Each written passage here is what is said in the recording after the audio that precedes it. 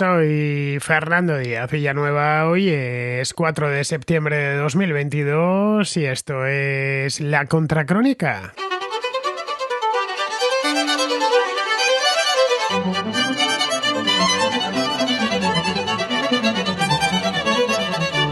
Bienvenidos a la contrarréplica después de una semana que la he pasado de viaje. He estado bueno, lo sabéis perfectamente porque estáis viendo los vídeos, he estado en Suiza, en Alemania y en Francia también.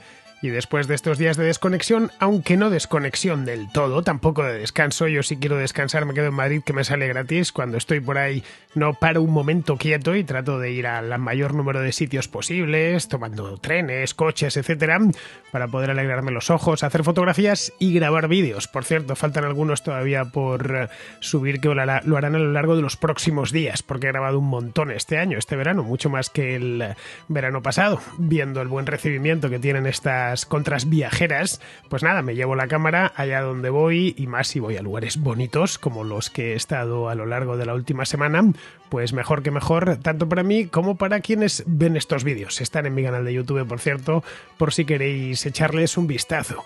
Bien, pero hoy lo que nos toca es volver con la contrarréplica, que la semana pasada no pudimos hacerla por motivos obvios, porque no estaba en Madrid y por lo tanto no podía hacerla. Estaba en Suiza, de hecho, el domingo pasado.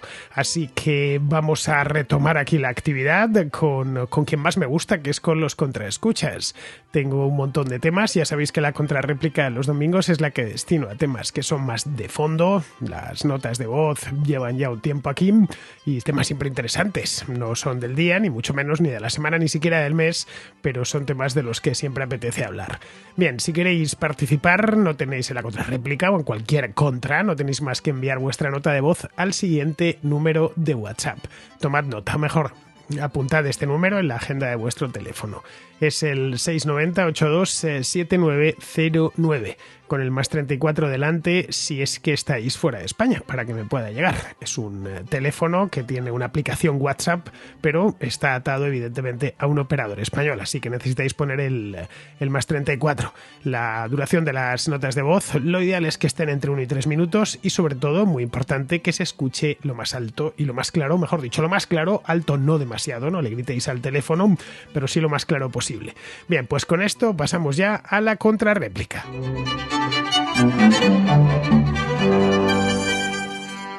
Empezamos con Roberto, que es de Mallorca y que tiene una duda acerca del espectro político. Más concretamente, lo que quiere es que le haga yo mismo, una taxonomía del socialismo. Ahí es nada. Tengo una duda sobre el socialismo y la derecha. Hay diferentes tipos de socialismo, tanto como el comunismo, anarquismo, socialdemócrata, el fascismo, etcétera. En cambio, partidos de derecha, no tengo claro qué es lo que abogan, porque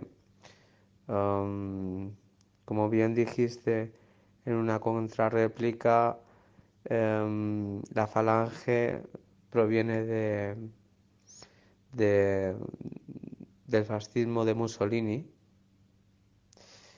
y el fascismo de Mussolini era de izquierdas, y tendemos a englobar el franquismo como un partido de derechas. Está claro que el franquismo no solo era la falange, eran los carlistas, etcétera, pero sí que en la transición ha derivado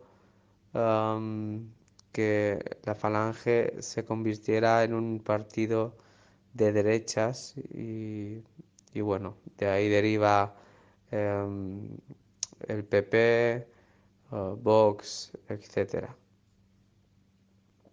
No podemos dudar que son partidos de derecha que abogan por el liberalismo, otros son más conservadores, etcétera.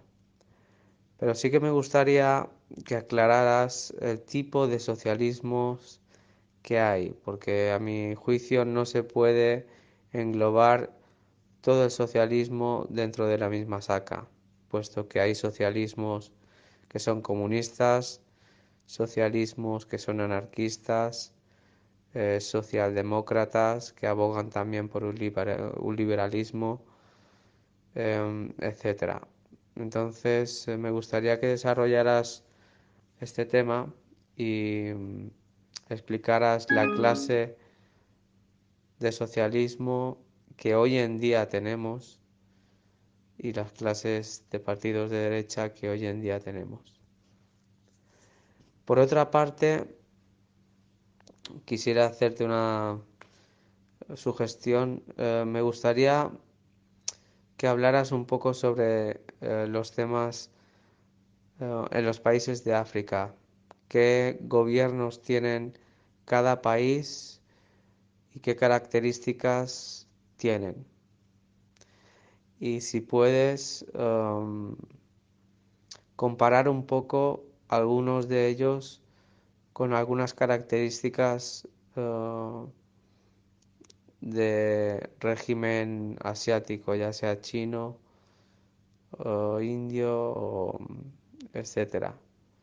Pero sí que me interesa saber más de los gobiernos de África y por qué desde la descolonización um, se han convertido en países pobres que no avanzan, dirigidos por tiranos la mayoría de ellos y sumidos en la pobreza.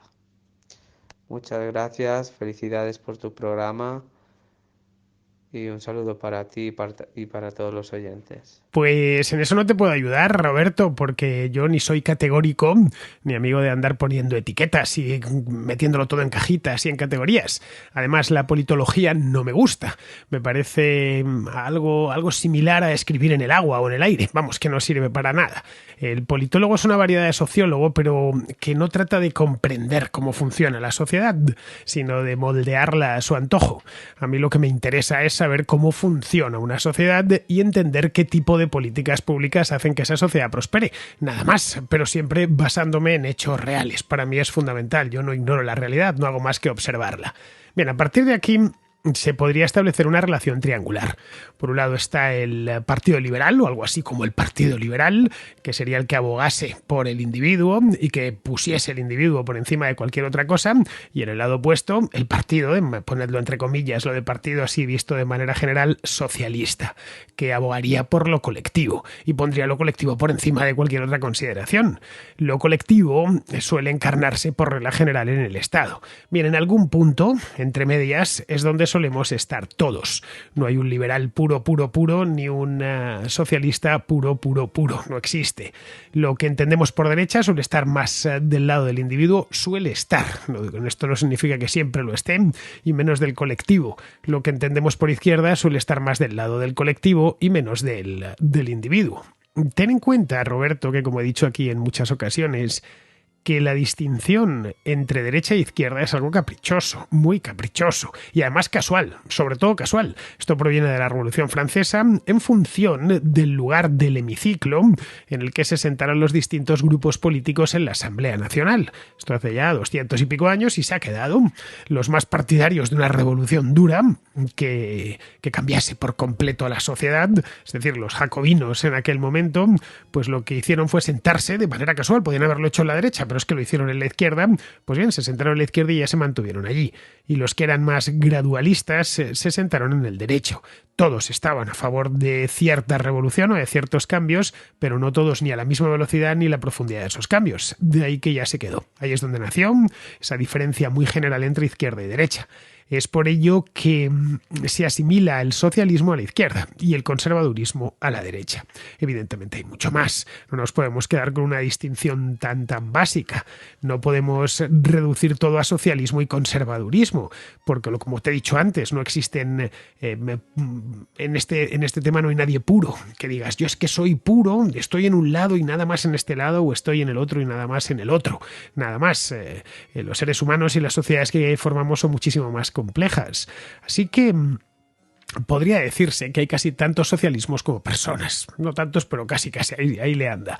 Y casi tantos conservadurismos como personas y casi tantos liberalismos como personas. Eso de meter en cajas cerradas, en las que todos los componentes que están dentro de la caja están estandarizados y son exactamente iguales, bueno, eso solo cabe en la mente de un politólogo, de un filósofo, de un fanático. Ya está, que a veces esas tres cosas, es fanático, politólogo y filósofo, las tres cosas juntas. Por cierto, suelen ir bastante de la mano. Pero claro, a los politólogos y a los filósofos la realidad les suele dar igual, a los fanáticos también. Ellos hacen su teoría, organizan todo desde arriba y confían en que el mundo les obedezca. Ya está. Rara vez sucede eso porque el mundo va de lui-même, como decían los liberales del siglo XVIII, va por sí mismo. Bien, como no sucede lo que tenía que suceder, en su cabeza todo parecía fantástico, pues entonces sobrevienen las explicaciones. ¿Por qué no funcionó? Buscan culpables y entonces enuncian una nueva teoría, a ser posible holística, es decir, que lo abarque todo y que no deje un solo espacio por donde se pueda colar un fallo. El yo conozco lo habrás oído muchas veces. Yo conozco la solución a todos los problemas, solo hay que hacer lo que yo digo. Y en el momento en que se haga lo que yo digo, todos los problemas desaparecerán y viviremos en un mundo feliz, en el cielo mismo en la tierra. Mira, yo por ejemplo soy liberal, pero no me meto en ninguna caja y evito que me metan en ninguna caja. Soy liberal sin más. Creo en el poder creador del individuo, creo también que el individuo es el único sujeto de derecho. No es el colectivo, es el individuo. Y bueno, y a partir de aquí ya se deduce el resto. Creo en una sociedad abierta, con mercados libres, en la que impere la ley y no los gobernantes, con un papel del Estado en la sociedad muy reducido y en el que el poder, y esto es importante, sea ascendente y no descendente. Es decir, que la sociedad al final se termine pareciendo a sus habitantes. Y ya está, y no los habitantes al gobernante, que ese es el sueño de todo constructivista y de todo politólogo, de casi todo politólogo. Eso obviamente a mí me separa del socialismo de izquierda, pero también me separa del socialismo de derecha. Ambos han tratado y tratan de crear colectivos sobre identidades concretas, reales o inventadas, pero identidades que tienen ahí que procuran darle mucho bombo, que puede ser, qué sé yo, la clase social, el caso de los marxistas, la nacionalidad, el caso de los nacionalistas, la raza, la orientación sexual, el sexo, en fin, y un larguísimo etcétera. Yo personalmente creo que todos los seres humanos somos iguales ante la ley, que la vida de cada uno de nosotros es sagrada y que nadie tiene el derecho a arrebatárnosla, y que somos libres para contratar entre nosotros lo que nos venga en gana siempre que no ocasione un daño a un tercero. Ya está, es tan sencillo y tan simple como eso. En fin, espero, Roberto, haber respondido a tu pregunta. Bien, vamos a continuar, vamos con Diego, que nos hace una precisión sobre el término suerte. Mira, simplemente quería hacerte un apunte sobre una reflexión que hiciste sobre la palabra suerte, ¿no? Si, si necesitaba adjetivarse, que necesitaba adjetivarse, era tu conclusión para saber si se deseaba buena o mala suerte. Bueno, como tú ya bien has dicho en muchas ocasiones, las lenguas están vivas y se pretende a economizar, ¿no? en el habla.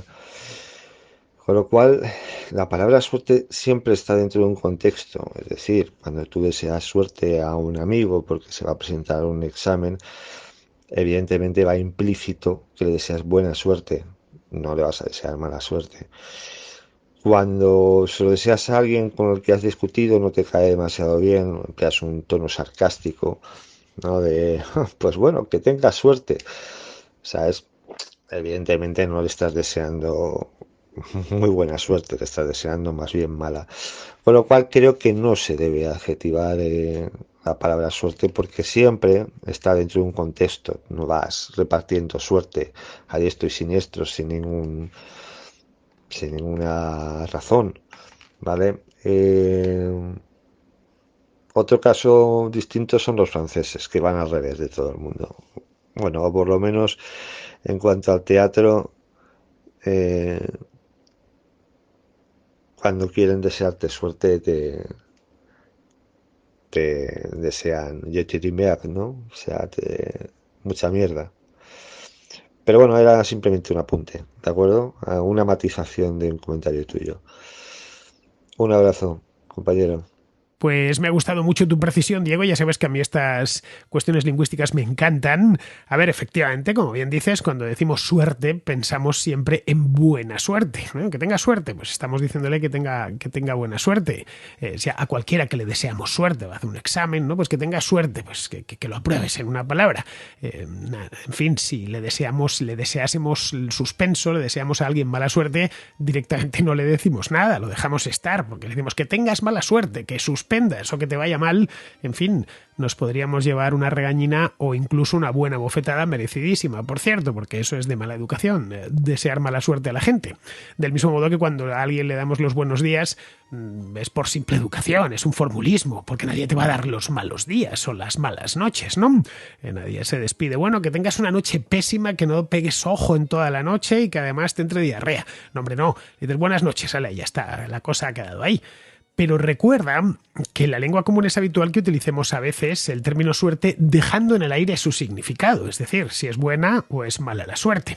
No sé, por ejemplo, cuando alguien dice me he metido en una empresa o me he metido en tal cosa, no sé cuál será mi suerte. Ya está. He comprado acciones de tal compañía, no sé cuál será mi suerte, no sé si las acciones se revalorizarán o se devaluarán, no tengo ni idea. O cuando se dice echemos una moneda al aire y que decida la suerte. Si se decantará de un lado, se decantará de otro. Estos son todo frases que todos empleamos. O cuando se dice aquello de vamos a tentar a la suerte. Venga, me voy a subir aquí en esta montaña rusa, el parque de atracciones y a ver si no echo el hígado por la boca. Vamos a tentar a la suerte. Bueno, o directamente a veces también atribuyéndole un significado negativo. Por ejemplo, qué sé yo, Pepe es un tipo de poca suerte. Ya estás asumiendo que la suerte va a ser mala, porque Pepe es un tipo de poca suerte, no de poca buena suerte, sino de poca suerte, es decir, de poca mala suerte, de mala suerte directamente.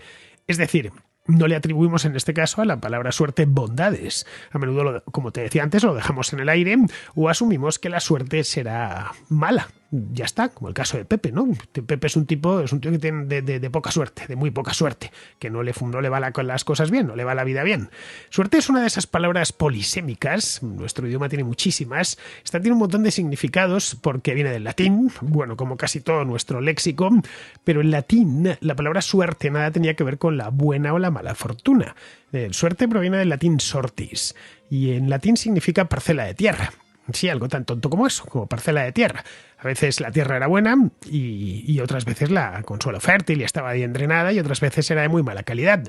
Así que cuando se repartían tierras entre los legionarios, una región recién conquistada, o porque simplemente se jubilaban, se les licenciaba y se les entregaban tierras en la propia Italia o en otras provincias, bueno, pues los legionarios cruzaban los dedos en el reparto y se encomendaban a la diosa Fortuna para que les diesen una buena sortis, es decir, una buena tierra, que tuviese buen drenaje, que fuese la tierra lo más fértil posible, que no tuviese rocas, etcétera. Es decir, que pudiese sacarle partido a aquello porque con ello iba a vivir el resto de su vida.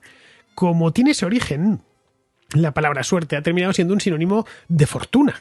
Y también es un género de algo. Por ejemplo, estudias a un valle y dices, en este valle se cultivan toda suerte de frutales, todo tipo de frutales. En los toros, por ejemplo, una suerte es un tipo de lance que hace el torero.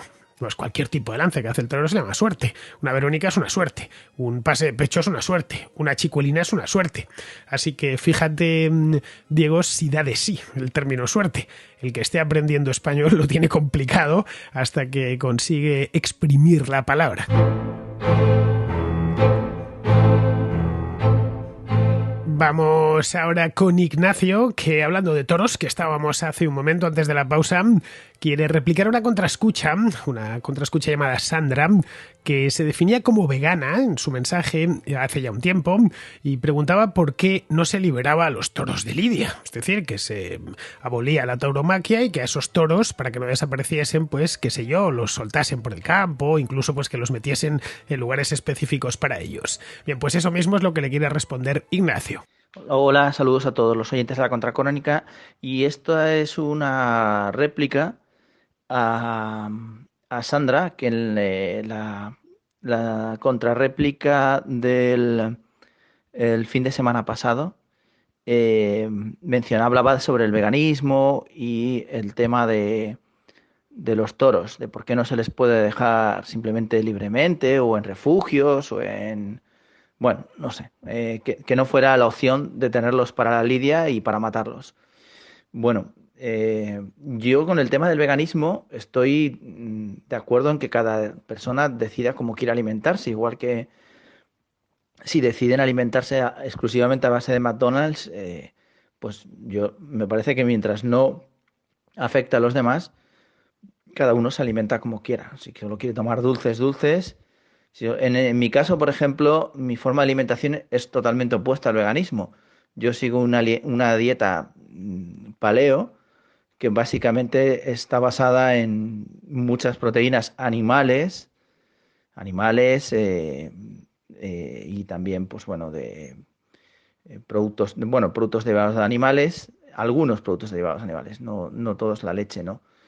Y muchas verduras, eso sí, pero bueno, es una dieta muy alta en proteínas y de origen animal.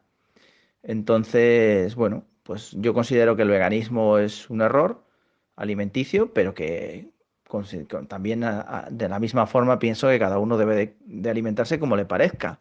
Debemos de ser libres para ello y que cada persona decida qué tipo de vida quiere seguir, qué tipo de alimentación quiere seguir y qué quiere comer. En cuanto al tema de los toros que dijo ella y soluciones para... Tengo entendido que los toros, yo no soy un seguidor de la tauromaquia, pero tengo entendido que los toros es una especie criada y adaptada para el toro de Lidia, para eso, para la tauromaquia. Entonces, la solución a ello, si dejan de ser un producto para explotar en tauromaquia, creo que sería inviable la cría del toro de Lidia. No sé si en algún tipo de zoológico o de estos zoológicos que hay abiertos, como el de Cabárceno, podría haber toros de Lidia. Pero vamos, el número de toros de Lidia y la cría sería muy inferior a la que hay ahora. Y un refugio, o le sacas algún tipo de explotación económica, o quién va a tener un refugio y mantenerlo, eso cuesta mucho dinero. Así que seguramente si dejamos de asistir a los toros, que probablemente pase y desaparezcan, desaparecerá también el toro de Lidia. No creo que nadie vaya a tener toros de Lidia protegidos y gastarse un dineral por mantener a la especie. Pero bueno, nada, era hacer solo ese comentario. Gracias. Del veganismo y en torno al veganismo hemos hablado mucho en la contrarréplica, pues qué sé yo, desde casi el principio. Es uno de los temas estrellas de este programa de los domingos y es un tema además que vuelve una y otra vez. Podéis seguir trayéndolo, cada vez está más de moda esto del veganismo, así que es normal que la gente tenga sus dudas y sus reflexiones. Yo no soy vegano, lo he dicho muchas veces, aunque tampoco soy un gran carnívoro. Es decir, quien me quiera conquistar, que no me ponga un chuletón porque no me lo voy a comer. Al menos no soy carnívoro de animales de tierra firme, los que viven en el mar, los que vienen del mar, como el pulpo, la merluza o el besugo, esos no, esos me los como siempre que puedo. El problema es que son un poco caros, pero vamos, esos me gustan mucho. Pero bueno, cada uno es libre de comer lo que le venga en ganas siempre que no se coma a otra persona, que en ese caso se trataría de un delito. Respecto a los toros de Lidia, a ver, no se trata de una especie distinta del Bos taurus, que es el toro, ya está. Es decir, lo que comúnmente conocemos como vaca. Cualquier macho de esa especie es un toro, pero claro, no todos los toros son de Lidia. El toro de Lidia es una raza dentro de esa especie del Bos taurus, criada y seleccionada para ser toreada. Ya de por sí eso de criar específicamente a una raza es un gasto, claro, un gasto considerable, porque necesita una crianza especial, que además se demora mucho tiempo, unos 3 años desde el nacimiento, y no los puedes criar en un establo, en 4 metros cuadrados. Un toro de Lidia, como bien sabe, pues diría que cualquier español, porque todos hemos visto toros de Lidia o toros bravos en el campo alguna vez. Yo prefiero verlos desde el tren, porque sé que el tren no lo van a embestir. Si voy en la moto, ya empiezo a temblequear y acelero para salir de la zona cuanto antes. De un toro de Lidia uno no es salvaje, además, uno nunca se puede llegar a fiar del todo porque te puede embestir, y no sería la primera vez. Hace no mucho tiempo vi un vídeo de un toro de Lidia, no sé dónde, que embestía a un tío con una bicicleta, vamos, se me heló la sangre en las venas, según lo vi. Pero bueno, que requiere muchísimo gasto. Durante ese tiempo el toro tiene poco contacto con el ser humano y no debe de tener mucho para que no se malee, es decir, para que llegue virgen y asilvestrado a la plaza de toros, tiene que mantener cierto instinto salvaje.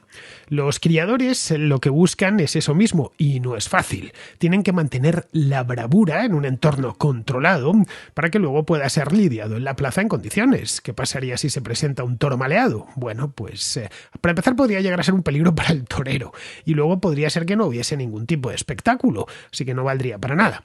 El toro de lidia, de hecho, desde el punto de vista físico, si lo comparamos con toros de otras razas de la especie, es más corpulento. Es un bicharraco de un tamaño considerable. Eso que dicen, no, morlaco, 500 kilos. Es que pesa 500 kilos, caray, como un coche pequeño. Él tiene un temperamento mucho más salvaje. Y ese trabajo de cría tan costoso se realiza porque hay un negocio montado en torno a la tauromaquia, que es el que financia la cría y lo financia todo. Si se seca ese negocio, se seca la cría. Y el toro desaparecería porque si a un toro de lidia lo metemos en un zoo, pues no lo sé. No sé yo hasta qué punto sería un toro de lidia completo. Es decir, concebido para ser toreado y sacrificado en la plaza a los 3 años de nacer.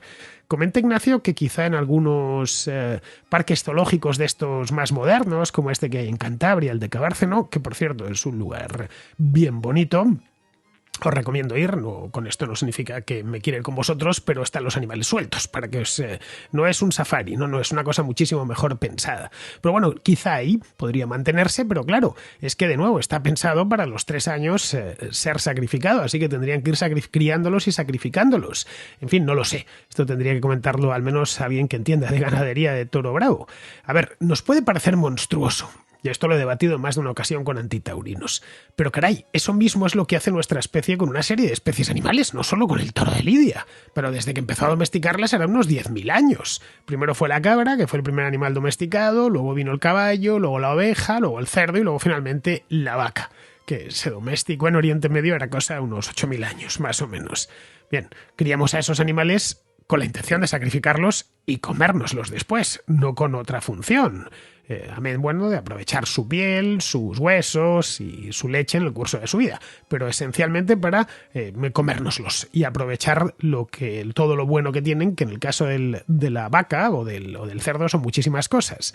Bien, todos los bos taurus son sacrificados, al igual que todos los cerdos y todas las ovejas. Puede haber algún caso de un campesino que la tiene como, no sé, una oveja, como que se muere de vieja, como si fuera una mascota, pero eso no es lo habitual. Si hubiéramos querido a las ovejas como mascotas, pues no tendrían tanta lana, eso para empezar, ni seguramente tendrían el tamaño que tienen. Y por supuesto, en el caso de las vacas y los toros, igual. Bien. Esta es la realidad. A los animales domésticos, los sacrificamos para comérnoslo. La diferencia con el toro bravo es que en este caso el sacrificio pues se terminó convirtiendo, tras una evolución histórica larga, en una fiesta muy elaborada en ciertos lugares del mundo. España, el sur de Francia, Portugal, donde no se le da muerte al toro pero se torea, y en algunos países de Hispanoamérica como pueden ser Venezuela, México, Perú, donde todavía queda una afición a la tauromaquia considerable. Ya está. Pero su función única y exclusiva es esa, es ser sacrificado en esta fiesta frente a una audiencia muy numerosa, entre la cual yo no me encuentro porque los toros no me gustan. Y ya está, no porque me dé pena el toro, sino porque es que el espectáculo no es de mi agrado. Pero vamos, la razón de ser del toro bravo la entiendo, es ser toreado. De la misma manera que la razón de ser de la vaca frisona es aprovechar su leche, o la del cerdo ibérico hacer jamones, que están muy buenos. Ya está. Hay una variedad de toros, por ejemplo, a los que castran para convertirlos en animales de tiro, hasta que alcanzan la cierta edad y ya son sacrificados para carne. Son los bueyes, vamos. Hoy básicamente los bueyes se crían para carne, porque los tractores eliminaron hace ya mucho tiempo la necesidad de contar con bueyes en las labores del campo. Se puede encontrar alguno en países del tercer mundo y poco más. Pero vamos, en España los bueyes que se crían, que no sé cuántos serán, se crían directamente para carne, no para tirar de los arados. Yo puedo entender, y esto lo he dicho aquí en muchas ocasiones, que haya gente que sienta lástima por los animales que son sacrificados. Eso les humaniza, por cierto. La lástima es algo humano. Los depredadores en la naturaleza no sienten ningún tipo de remordimiento por matar a sus presas. Tampoco ahorran crueldad, A menudo las empiezan a devorar cuando aún están vivas. Aunque claro, ideas como la de crueldad o la de pena son genuinamente humanas. Un animal se guía por el instinto de supervivencia. Bien, nuestra especie también tiene que sobrevivir, por mucha pena que me dé ver cómo matar a un cerdo. Nunca lo he visto, pero seguramente si lo veo pues me impresionará, porque yo soy alguien de ciudad y soy consciente de ello. Bien más pena me da un niño pasando hambre. En el futuro quizá la tauromaquia desaparezca por esto mismo, porque la gente deja de ir a los toros y la industria pues ya no se podrá mantener porque es una industria cara. Y no pasará nada, simplemente desaparecerá por falta de público y se recordará pues como una fiesta popular que se celebraba en España, en el sur de Francia, en Portugal y en algunos países americanos y que se celebró durante tantos siglos. Ya está. Luego respecto al sacrificio de animales como el cerdo o la propia vaca o la cabra, pues quizá si se desarrolla y se hace viable desde el punto de vista económico la carne artificial, pues quién sabe, dentro de 200 años pues no hay necesidad de matar a ningún cerdo, tampoco habrá necesidad de criarlos, por supuesto, y eso sí quedarán en los zoológicos para que los niños del futuro los vean y les digan, pues esto vuestros antepasados se los comían. Entonces pasará que nos juzgan a nosotros como ahora algunos están juzgando a los que vivían en el siglo XV o en el siglo XVI y claro, no pueden responder porque llevan muchos siglos muertos. Nosotros tampoco podremos hacerlo. Bien, seguimos con Antonio, que es de Canarias y que pregunta por las similitudes entre el comunismo y el cristianismo. Hola Fernando, antes que nada felicidades por el programa que escucho pues casi a diario y me encanta. Y hace tiempo que quería llevar a debate y saber tu opinión, que es las similitudes que existen entre los partidos comunistas más modernos, populistas, comunistas, y el cristianismo, ¿no? Entonces he estado mirando un poquito porque ambos comparten la defensa de las personas inmigrantes, porque hay que proteger y garantizar los derechos humanos de los inmigrantes y al mismo tiempo defienden a los pobres, ¿no? Entonces, pero esto choca con el origen del comunismo, lo que es el marxismo en sí mismo detesta la religión porque la considera, de hecho, el opio del pueblo y la considera aliada de los regímenes a los que el marxismo quiere derrocar. Por otro lado tenemos el cristianismo que también y el catolicismo que ha ido cambiando un poquito con los tiempos. Los cristianos más antiguos, más primitivos, pues acusaban a los ricos considerando que era un pecado acumular riqueza y que el trabajo era una obligación impuesta como castigo divino, ¿no? Sin embargo, ya en la edad más moderna ya se considera una bendición el trabajo y se aconseja trabajar para buscar una posición acomodada y una autosuficiencia económica, pero evitando la búsqueda del lujo o la acumulación de riqueza material por sí misma, ¿no? Al lado de este tema de la evolución del catolicismo y cristianismo ha surgido hace años surgió el movimiento de la teología de la liberación, que eran una serie de curas, supongo, contrarios al capitalismo, y estos fueron aceptados en parte por la Iglesia Católica, que condenaba algunos aspectos de su origen marxista, ¿no? Esta teoría de la liberación consideraba que el capitalismo alienta los aspectos negativos de la naturaleza humana, suplantando los valores como la bondad, la justicia y la compasión en favor de la codicia, el egoísmo y la ambición ciega, ¿no?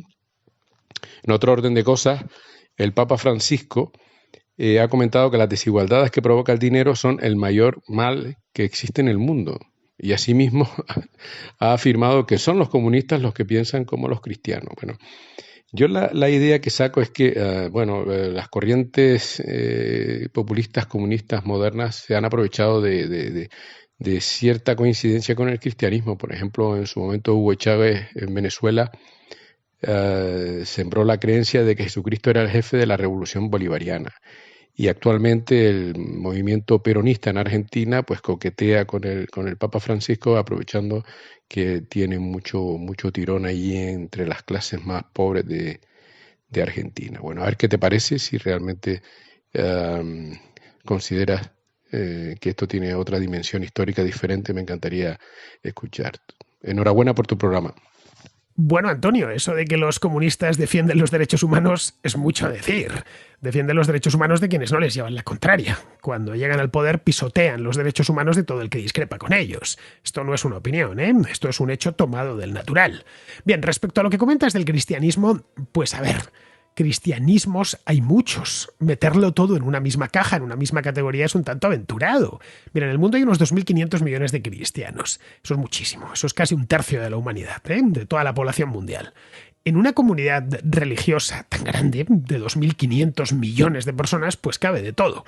Para empezar, tienes un montón de denominaciones. Tienes católicos, tienes ortodoxos. Dentro de los ortodoxos hay muchas. Los orientales, los coptos, los armenios, los siriacos, en fin, que son un montón de ellas. Luego están los protestantes, con otro tanto, bueno, un centón de denominaciones. Tienen los protestantes, que si evangélicos, que si adventistas, que si anglicanos, que si pentecostales, y un larguísimo etcétera.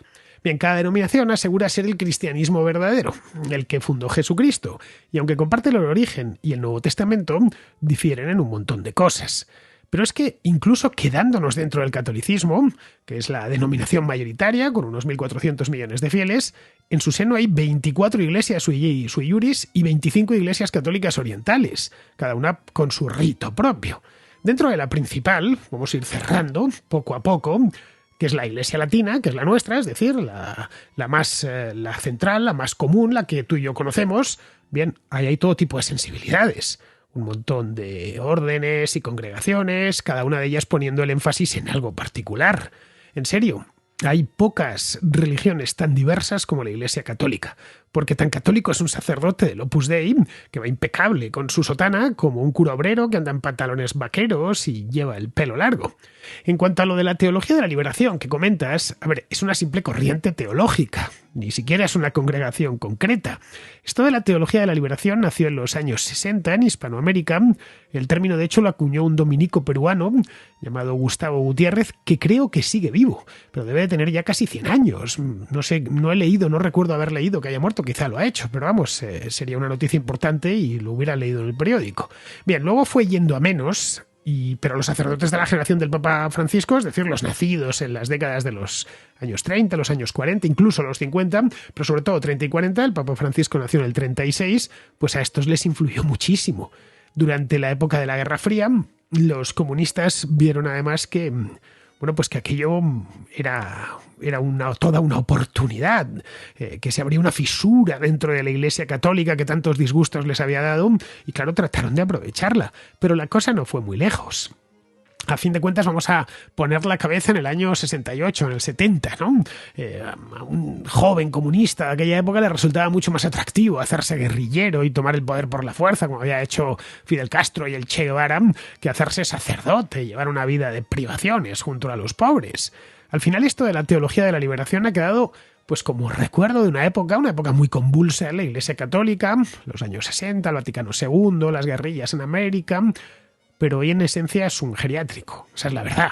Eso sí, la Iglesia Católica la acepta en su seno. Cierto es que en el pasado a regañadientes, hoy ya no tanto, pero la acepta en su seno, como acepta la Hermandad de Pío X, fundada por Marcel Lefebvre, que fue excomulgado, por cierto, por el Papa Juan Pablo II, y que esta hermandad está formada por sacerdotes tradicionalistas, que se someten al Papa en lo relativo a su magisterio, es decir, a su magisterio infalible, pero que difieren de las orientaciones pastorales que emanan del Vaticano. Bien, hoy estos los acepta Francisco a regañadientes, pero los acepta. Por eso te digo que el catolicismo da 1.400 millones de personas, caray, es que es muchísimo, es que es el equivalente a la población de China, pues da cabida a todo tipo de sensibilidades y de formas de vivir la religión. Bien, terminamos ya con Gabriel, que se plantea por qué las etiquetas de izquierda funcionan mejor que las de derecha. ¿Qué tal, Fernando? Mira, quería mandarte esta nota de voz para responder aquí al amigo Lucrecio sobre el tema de las etiquetas y decirte que, bueno, que comparto todo lo que dices, también un poco por completar y por decirte cuál es mi visión de por qué las etiquetas de izquierdas triunfan más que las de derechas. Y creo que esto se resume básicamente o se debe a que la izquierda utiliza para armar su argumentario cuestiones mucho más de tipo empático, cuestiones de tipo moral, cuestiones que tienen más que ver con los sentimientos, como por ejemplo, y retomando el tema que hablabas antes de la justicia social, todo este tipo de términos calan mejor entre las personas que las cuestiones que tradicionalmente se asignan a la derecha, como puede ser, por ejemplo, la eficiencia, el librecambismo, que suena mucho más a injusticia, ¿no? Que suena mucho más a la efectividad, a un pensamiento sin corazón, un pensamiento que no tiene en cuenta a los demás, que simplemente tiene en cuenta los números, más frío, más racional y tal. Y creo que eso esconde un poco el porqué de que el ideario de izquierdas o las etiquetas de izquierdas calen mucho mejor entre la gente que el de la derecha. Las etiquetas típicamente de izquierdas, como Solidaridad, por ejemplo, que esa les encanta desde hace mucho tiempo, llegan mejor al electorado porque apelan efectivamente a cuestiones emocionales. Se las tomaron prestadas a la Iglesia, a la que siempre han tratado de sustituir. Si te fijas, están continuamente reclamándose como protectores de los pobres, de los necesitados, e insisten en que son enemigos declarados de los ricos y que van a acabar con ellos. Cuando, por ejemplo, hay una crisis económica, sus soluciones pasan siempre y en toda circunstancia por repartir lo que hay, y no por generar nueva riqueza. Esa idea no se les pasa por la cabeza. No dicen en momento alguno, a ver, las cosas van mal, hay que producir más para que nos alcance a todos. No. Dicen, hay tanto y ese tanto es fijo, así que desde arriba alguien tendrá que repartirlo. Ese alguien, por descontadísimo, son ellos mismos asistidos por una especie de bondad natural que da el mero hecho de declararse de izquierdas. No hace falta ni siquiera, como he dicho aquí en más de una ocasión, que hagas más méritos que los puramente externos, decirlo. No necesitas nada más. Bien, pues asistidos por esa bondad natural que les acompaña, pues van a acabar con todas las injusticias. Bien, pues de ahí mismo les viene la superioridad moral. Bien, queridos amigos, pues con esto terminamos la contracrónica de hoy, contrarréplica exactamente, del 4 de septiembre. Mañana será 5 y estaré aquí de vuelta. Hasta mañana, amigos.